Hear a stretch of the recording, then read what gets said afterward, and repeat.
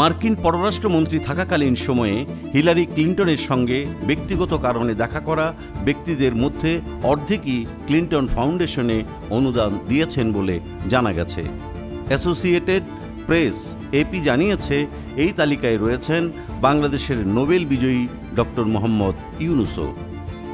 এই তথ্য প্রকাশের পর যুক্তরাষ্ট্রের প্রেসিডেন্ট নির্বাচনের প্রার্থিতার ক্ষেত্রে হিলারি ক্লিন্টনের নৈতিকতা নিয়ে নতুন করে প্রশ্ন উঠতে পারে বলে ধারণা করা হচ্ছে।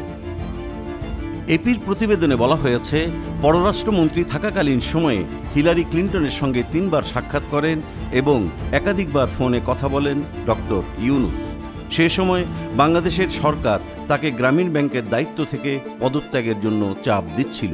এই পরিস্থিতিতে তিনি হিলারির সহায়তা চান এবং ক্লিন্টন তার সহকারীদের এ বিষয়ে সাহায্যের উপায় খুঁজে বের করতে নির্দেশ দেন।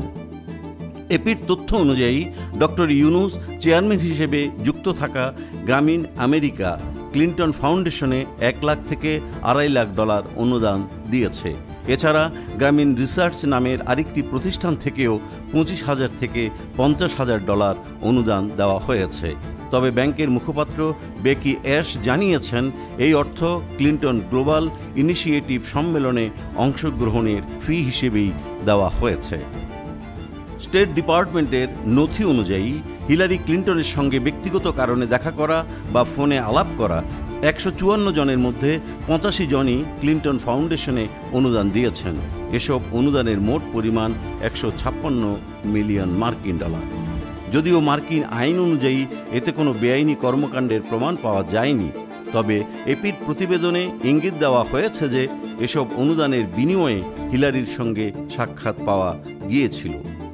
হিলারি ক্লিন্টনের মুখপাত্র ব্রায়ান ফ্যালন এই প্রতিবেদনকে ত্রুটিপূর্ণ বলে দাবি করেছেন। তিনি বলেছেন, হিলারির বৈঠকগুলো ভুলভাবে ব্যাখ্যা করা হয়েছে এবং একপাক্ষিকভাবে উপস্থাপন করা হয়েছে।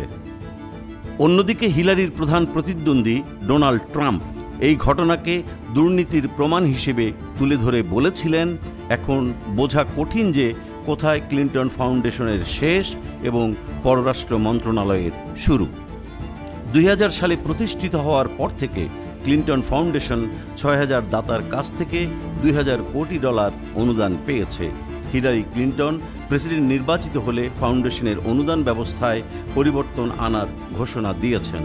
তবে বিশেষজ্ঞরা বলছেন, এত বড় পরিমাণ অনুদান দাতাদের এড়িয়ে যাওয়া তার জন্য সহজ হবে না।